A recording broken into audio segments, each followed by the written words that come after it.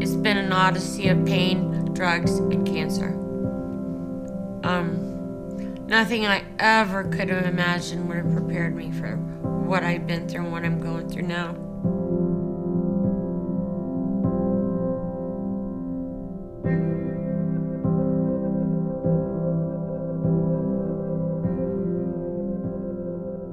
I was raised in a wonderful, loving Christian home. When I got to college, I turned my back on God completely and decided that I would live my life on my own wits and my own intelligence.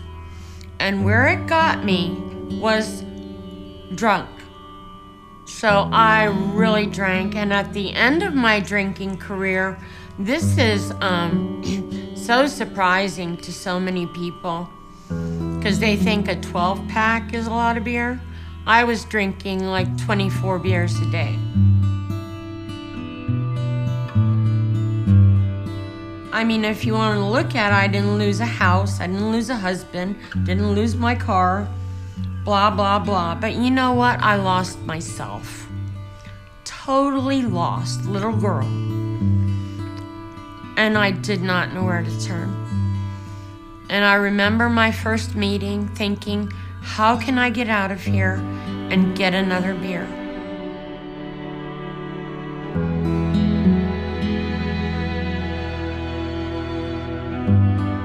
I thought maybe I could get back to God. Maybe He would take me back. And I was standing in my kitchen, I remember, in towards the last of June. Beautiful day. And I thought, well, this just isn't enough. And it's so crazy. I went upstairs and I knelt down by my bed. I said, God, I have turned away from you by my own decisions and my own will, and I've made a mess of my life, and I don't want to live that way anymore. If you are willing, please take me back, forgive my sin, and come into my heart and stay there forever and make of my life whatever you want. When I stood up, I knew what grace was. I was 36 years old, and I finally knew what grace was. That God could forgive me. And as far as the east is from the west, so far did He remove all those transgressions, everything I did. And 9 months later, after saying, making of my life whatever you will, I got brain cancer.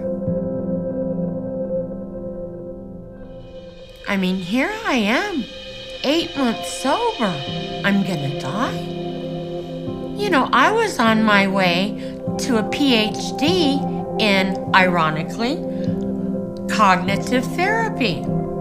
That is ironic. I came out of that surgery, unbelievable. Oh, so totally cognitively damaged, severely cognitively damaged. Do I have to live the rest of my life in this kind of pain? I was just so distraught. I thought God had let me down. You know, where are you, God?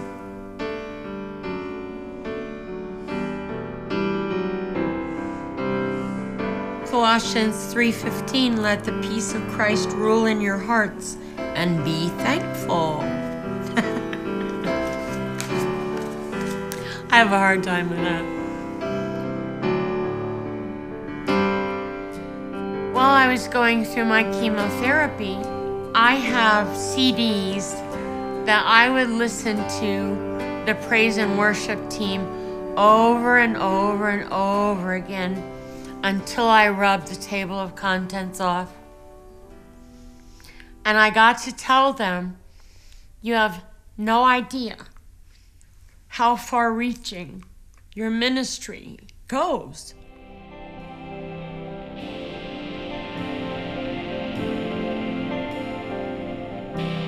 It was, you have 3 to 6 months to live.